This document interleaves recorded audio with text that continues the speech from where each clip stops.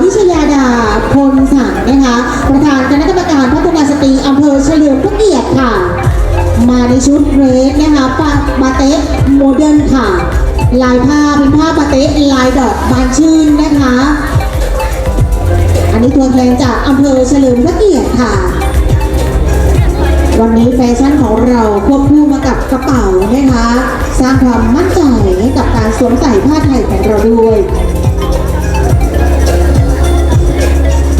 อำเภอเฉลิมพระเกียรตินะครับส่งเข้าประกวดนะครับนี่ถือว่าเป็นการมีส่วนร่วมนะครับที่สำคัญของ